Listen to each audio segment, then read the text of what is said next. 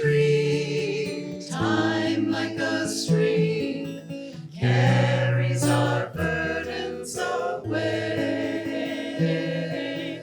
Never despair, joys everywhere. Love can befriend you today. Free from all care, like birds on the air, soar above griefs and worries, seek joy and be gay. Often on earth, things of great worth, worldly ambitions divine. Sometimes a friend helps us ascend up from life's cares to the sky. Love is a star, though shining afar.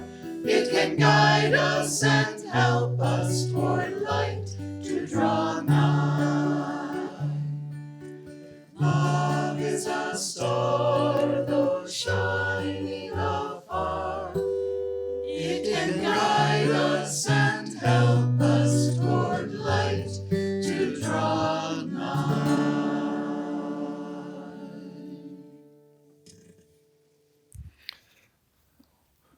Well, good morning, great souls.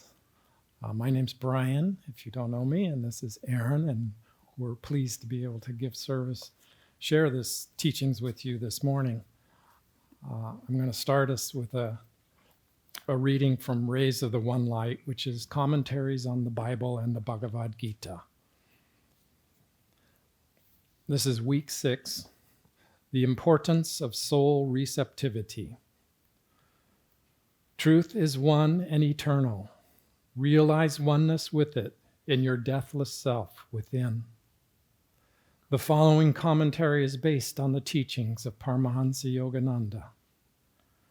Chapter 1 of the Gospel of St. John states, "But as many as received him, to them gave he the power to become the sons of God, even to them that believe on his name." This was a passage that Paramhansa Yogananda often quoted to his disciples. Be in tune, he would tell them. Delusion can't touch you if you will keep in tune. A few of you will fall, he said once, but it needn't be if you would stay in tune. Of a disciple who became highly advanced, even though she didn't meditate much, he said, she got there by attunement. To one who found meditation difficult, he said, I will meditate for you as long as you stay in tune. Truth is a state of consciousness, not a well-worded definition. It is in that consciousness, above all, that our lives are transformed. Therefore, the Bhagavad Gita says in the 10th chapter, to those who are ever attached to me and who worship me with love, I impart discernment by means of which they attain me. Out of my love for them, I, the divine within them, set alight in them the radiant lamp of wisdom, thereby dispelling the darkness of their ignorance.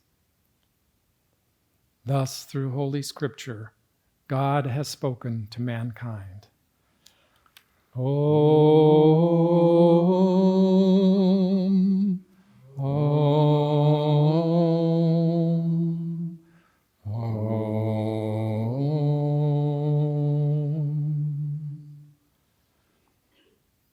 Well, receptivity, and this is a teaching about soul receptivity, but I think if we think about receiving something, we can think in the material plane about, for example, there's radio waves passing through this building in this room, passing through, but I don't think anybody has their transistor radio on. Maybe they're listening to the Super Bowl warm-up.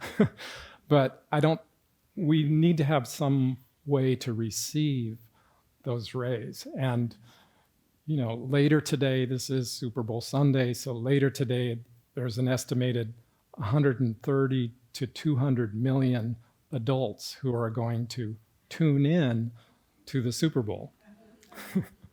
That's quite something. But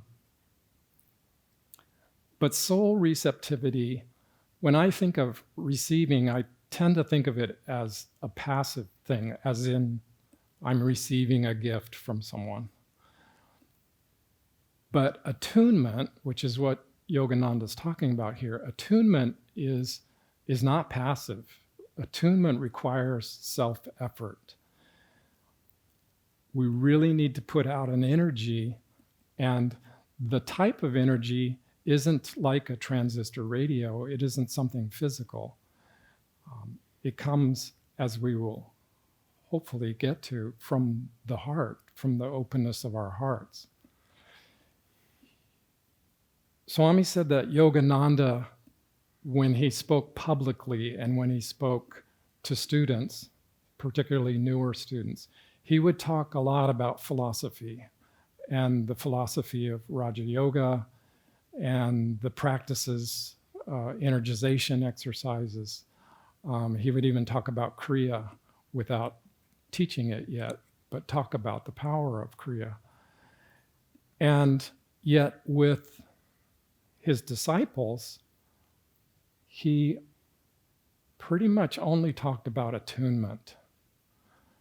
That is, with people who have made a commitment and learned enough of the practices and enough of the philosophy to be able to make that commitment to practicing, it was about attunement, as we heard from this reading here. So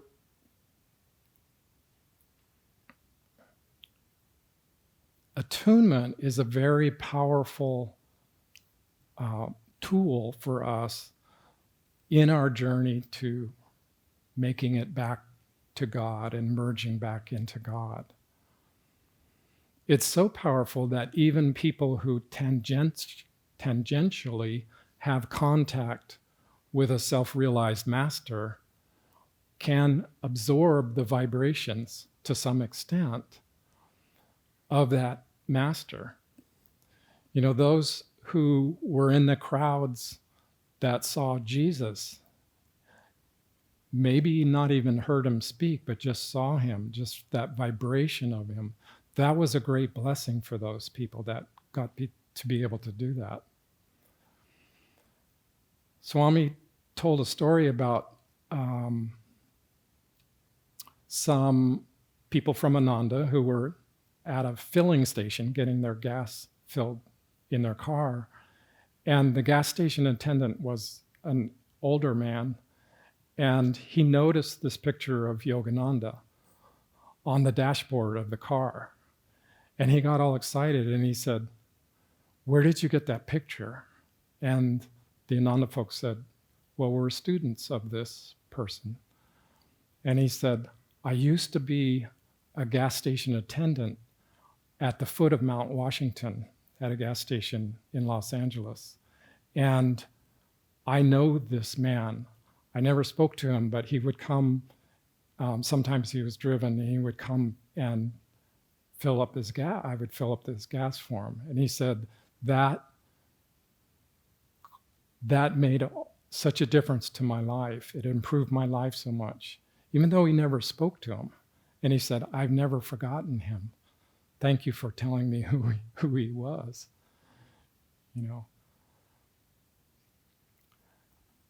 Even to have contact with someone who is well attuned to a self-realized master is and can be a great blessing if we tune into that disciple. So I don't think it's coincidental that St. John wrote this passage to as many as received him. St. John was arguably, I don't know that it's important, but he was very attuned among the 12 disciples, perhaps one of the most attuned to the Christ. And Swami Kriyananda is very attuned to his guru, another direct disciple of a self-realized master. I heard a story recently about years ago when Swami had stomach cancer.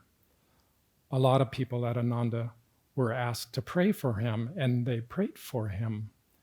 And they found that their consciousness was uplifted by praying for him. They hadn't done that before.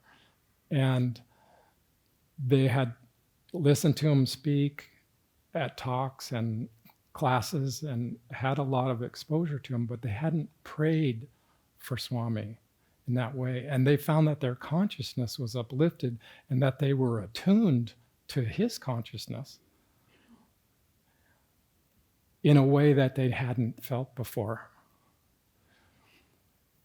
So the word guru is from the Sanskrit. It's a Sanskrit word, but the root word of it is gur, G-U-R, and that means to elevate or to uplift. If we attune to a self-realized master, or even a direct disciple that's very well attuned to that master themselves, we will be uplifted. All of the problems that we struggle with, that we can't quite talk ourselves out of, even though we know that our brain is getting all tangled up, all of those dissipate in the presence of the consciousness of a guru. You don't have to try to criticize yourself and chide yourself to try to get out of those. All those feelings of blaming yourself, all those feelings of wanting reassurance from other people that you're okay or that you're doing okay, all of that dissolves in the presence of of sharing the consciousness with the guru. You know, I think of the first sermon that Buddha gave. Allegedly, he didn't say anything. He had changed to a point where he saw that the austerities that he was practicing, severe austerities in the forest with other renunciates, was not going to do it for him. And he realized that this middle path was better. But the other hermits thought that he had fallen because he left those practices. But then 3 of them encountered him. They saw him coming, walking towards him. And they said, well, you know, he's fallen. We should probably not interact with him at all. But as he got closer, they were really drawn to his magnetism. His first sermon involved no words. He had this emanation of joy that is just on a different level than what we can convey with words. And really what we're receiving from a self-realized master, from our guru, is the consciousness. Again, that once that consciousness enters into us, even for a few moments, everything else dissolves away, and there's that pure joy and pure consciousness.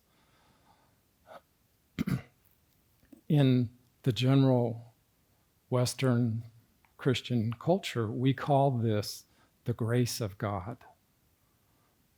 That experience of the attunement with the guru is the grace of God. And this one reason I wanted to read this Whispers was Yogananda is talking about the grace of his guru. It's very effusive. I only read sections of it. I'd urge you to look at it. It's number 24. So all of us can have that opportunity to receive if we are open to receiving it and we do the work of trying to attune, what is that work? Again, is it, saying the prayer with the right words, or, doing a service perfectly or something? It's not that. It's none of that. God watches the heart. And it's our heart that has to be given and opened. That's the receiving organ of this higher consciousness. So that all of us, and the guru, like this reading that I just read, the guru is the voice of that silent God. God watches the heart. The guru responds and joins with your consciousness. So that all of us can have this experience, so that we too can say, as Yogananda said, we too could say, centuries of darkness dissolve before the shafts of thy luminous help. That we can say, eternal, ever-present satisfaction. Imagine that, ever-present, always being satisfied. Eternal, ever-present satisfaction has come to me through thy glory. God bless us all on this journey.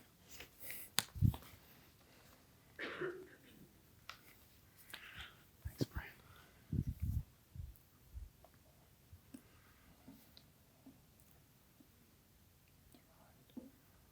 Well, the thing with going second is you sometimes get stolen things you were thinking of, but then you can also build on it and take it that much further. There's a story in the Mahabharata. Let's see if I can encapsulate it without. There's a lot of characters in the Mahabharata, so sometimes it's challenging. There's a figure, Drona, and he trains both the Kauravas and the Pandavas, both the cousins that are the warring. The Pandavas represent those good qualities in us, and the Kauravas, the not so good qualities.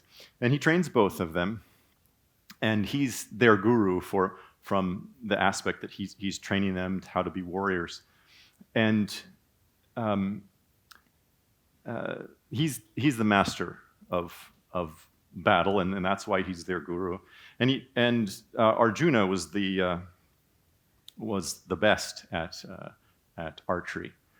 And there's a story when he's training them all in archery, and he brings one of them forward, and he has a bird on a stick up, on the top of some building or something, and the stick is rotating around, and I think it's a crow, and it's rotating around, and he pulls one of them over. He says, "Bhima, come over here and aim at the bird." He said, "All right, and look at your target." And he says, "What do you see?" And Bhima says, "Oh, I see the sky, I see the clouds, I see the bird, I see the stick." And he's, "All right, go." Brings another one over. He says, "All right, what do you see?" He says, "Oh, I see the stick and the bird and the clouds." And then he's like, "All right, go." Finally, he gets a lot of the same thing from a number of them. He brings Arjuna over, and he says, "Draw your bow and look at the target." He says, "What do you see?"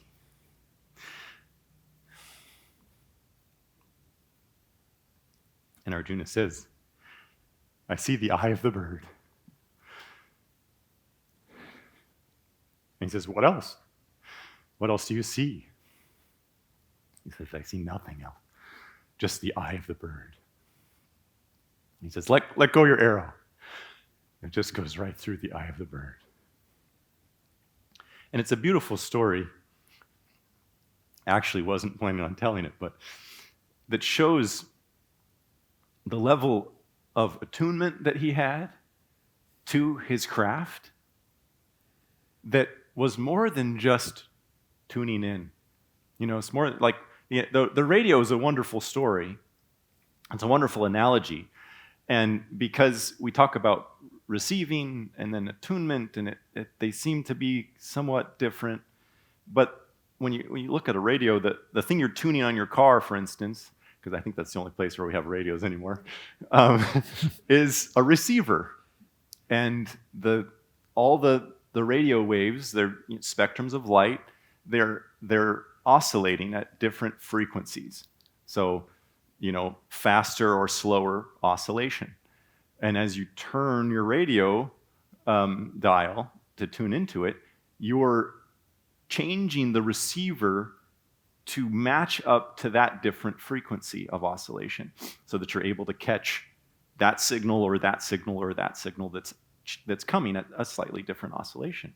And it's wonderful because, it's vibration that's coming and all of that helps us to understand, because we're always tuning into something, right? As Yogananda said, environment is stronger than will, because the environment that we are in usually has a stronger magnetism than our will, than our aura. You look at a master or something, that can be different. A master will walk into a room, change the vibration of the environment. But for most of us, we have to be careful the environments that we're in, because usually it will have a stronger magnetism than our will and can affect us inadvertently. Now that's just subconsciously or just as a matter of course. Wherever we are in some environment and being affected by it. But when we're talking about receiving, this is consciously tuning in to our environment, consciously tuning into a certain channel, a certain radio channel. And like I said, with the guru, with Master, for instance, he would walk in front of the bars, late at night, because he didn't sleep that much. And just walking back and forth and sending prayer and light into the bar, has a lower vibration. What people are doing, drinking it, it's going to draw their energy down. It has that lower vibration. And so he was trying to affect that by sending out his positive vibration into the bar. But we can, through our own receiver, we can receive the vibration of the divine, because the divine is omnipresent, it's everywhere. God is always with us. As Yogananda said, for those who think me near, I will be near. And on the surface, it sounds like a promise to us, and it is. It's a promise that if we think of Yogananda, he'll be near, he'll be with us. But it's really a clue to something deeper, because Yogananda, being one with God and the divine itself, is always around us, is always with us. So really what he's doing in that promise is he's helping us through our faith in his word. He's helping us to open to the aspect that he is with us and to tune into that. And I've used this a lot when I need you, Master. I think that you're near, so you need to be near. You said it, and I will feel him. I'll feel him within me. But see, it came down to me choosing through faith and through my own receptivity to feel his presence, which is always there. So it really came down to the receiver, not the radio, the station, in that sense. There's there's another thought there. So yeah, it takes more than just thinking of being in tune. It takes preparing. It takes doing those things that we know are necessary on the spiritual path. And like I was saying, one of them is faith. If you don't believe in let me put it this way. If you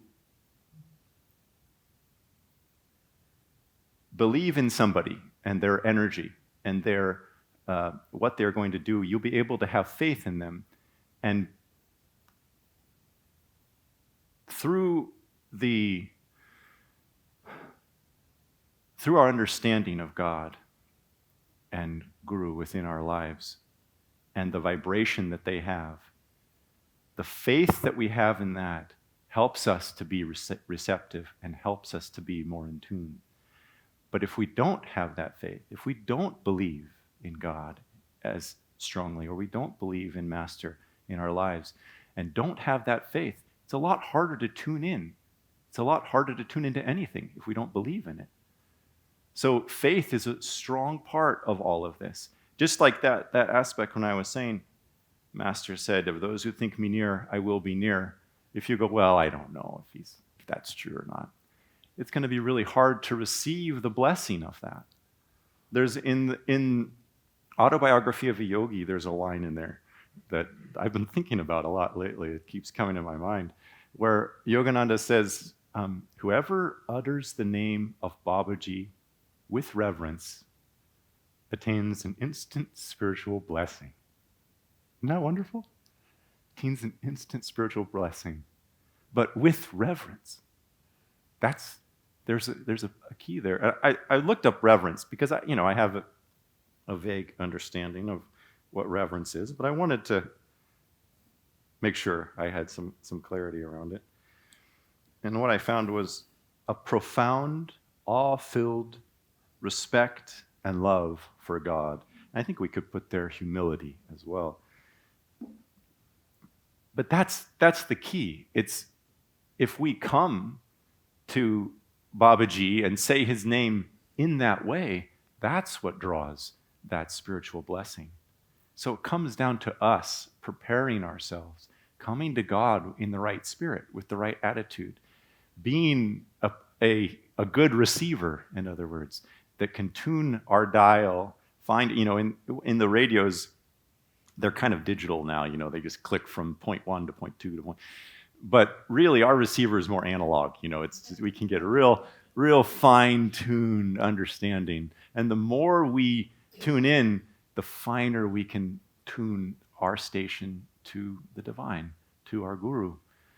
I had an experience of this. I didn't really know it at the time as an experience of attunement, but I kind of reflect on it and realized it afterwards. I grew up in a household that practiced the teachings and went to services, Ananda Sunday Services. So from an early age in my adolescence, one of the first Sunday services I remember was when I was 8 or something, and I remember the music and so forth, and got kind of bored during the talks, but I remembered the music, and I remembered the vibration that I felt. I remember just feeling uplifted. I feel like I had a lot of energy afterwards, and I felt good, and I wanted to go do that again. And so in some ways, I was tuning into it, and I didn't even know it. But, so I've been to countless Sunday services since then, and everyone has the Festival of Light. And I heard it again and again and again as a child, and then I heard it again as an adult. And in various times, I was more inspired or less inspired. And I'd come up for the blessing, and I received the touch of light, and it's wonderful. But there were times when I would feel the touch of light and just be really inspired, feel a real strong blessing. And then I noticed there were other times when I didn't feel as uplifted. And I at a certain point, I kind of reflected on this, and I just thought, what's going on? Why? It's the same ceremony, various people are doing it fine, but it's the same ceremony that we're doing. What's going on? And I finally tuned in and realized that it was the energy and the focus and the attention I was bringing that made all of the difference. It was sometimes, I'd be distracted, and I'd just be like, I've heard it before, not consciously, but just subconsciously, like, yeah, I know, yeah, and the promise has been given, okay, whatever. And but not consciously, but just subconsciously, just kind of passively receiving, in other words. And I was there, trying to pay attention, but sometimes my mind would wander and so forth. And I didn't usually get that much out of it when that happened. And so I started to test this theory and be very attentive to what was happening. And I actually started, I don't know if you've heard, I think this is almost a universal fact. People say they've read the autobiography, and when they read it again, they hear things that were never written in it before, and it's they were inspired in ways they'd never known, and they didn't realize he wrote that in there. And sometimes we get something at a different level, or we get it because we're ready for it, and we never know when that can be. And so I started paying more attention during the festival, and I started having deeper experiences. And I remembered there were also, at the same time, Yogananda, I think it was Yogananda that said this, don't quote me on it, but I'm pretty sure, where he said, don't take for granted the blessings and the grace of God, because his blessing can come at any time. And don't take that for granted. And so I was thinking of that, and I was thinking of the Sunday service and this kind of experiment I was playing out. And I thought, why? Here's an opportunity to receive a blessing, to receive a blessing. Why would I take it for granted, And so I started to really pay attention more and listen to the words and really absorb them, really try to take them in and sing the music and try to open my heart, try to come at it, the ceremony with devotion. And I started having a more profound experience during the Festival of Light. And to where I get the blessing, and I just felt like I wanted to sit back down and meditate. And now I feel when the Festival of Light comes up, I feel it's a really inward experience. And I don't want to interact with anybody else. I just want to sit and absorb it and try to be as in tune as I can. And so that's the ideal that I come at it with. I'm various levels of success. Sometimes there's different things going on within me, but that's what I'm striving for, because I always remember what Master said: don't take it for granted, God, because God can come at any time. He can come in just the blessing of the Festival of Light that we do all the time. He could come in the words that are said. I remember that one time when I was listening to the Festival of Light. And the ministers said, and I think it had been taken out. They had kind of edited the festival a little bit, and they had taken these words out. And then, and I was used to that edited version, and then it got put back in. So it caught my attention when they said it. But they said, the promise has been given. And for some reason, when I heard those words, I got it. And it struck me that God's promise to me had been given. And God's promise us that we will find him, that he will come to us if we open our hearts to him. And it struck me right there in the festival. And it's probably no surprise I ended up weeping. But it was right then. But if I hadn't been paying attention, if I hadn't been trying to tune in, I would have missed it. So it's in this way that we can deeper and deeper our attunement in little ways, in everything that we do.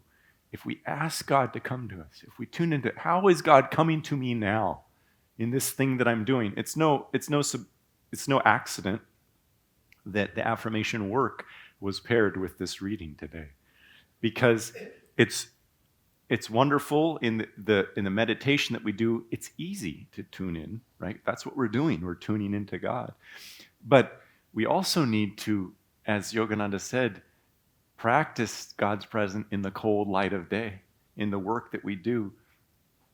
And it says at the end, which was kind of a, let's see if I can get it here. Manifest through me thy perfect joy.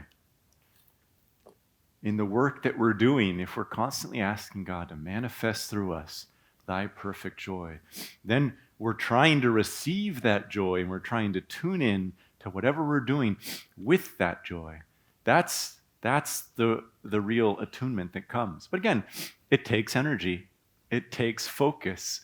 It takes faith. It takes all of these things that we prepare, and then we can tune in. And it's iterative, That's the beautiful thing about the yogic path that I've always appreciated so much, is that it's an iterative process and it's experiential. So, it's often said like the path is like a upward, spiral, and you go and you find a deeper aspect of attunement, and you work around and working on other things, and then you understand attunement a little bit better here, and then you work around through these things, and eventually you're rising as you do it. But the more we experience God in our life, then the deeper we can find that level of attunement with God. And the deeper we have attunement, the more we can experience him in everything that we do and get a deeper and deeper understanding of the divine through that process in our lives. So, God bless you.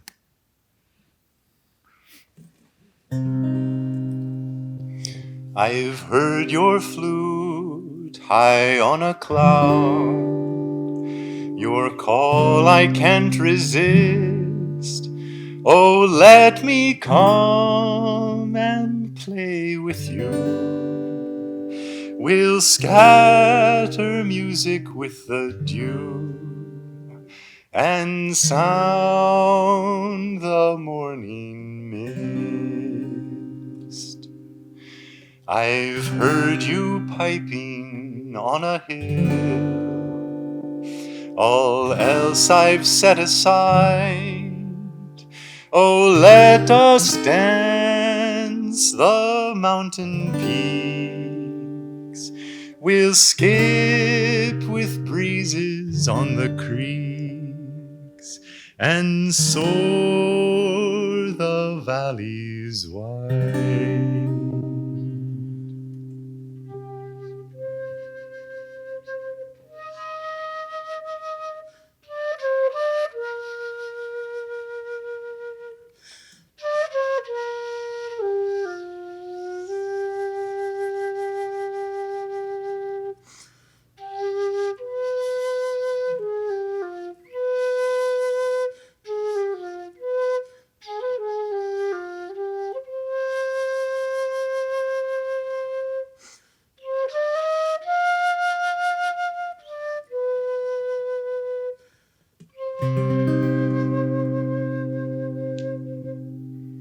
Your flute has called me to the fields.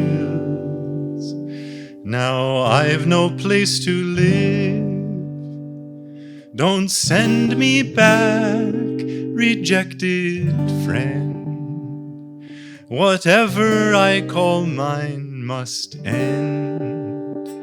All that I am, I give. I hear your flute in every tree, in every flower and stream, and sweetest melody of all, the song that heaven's joy recalls. Here in my heart you sing.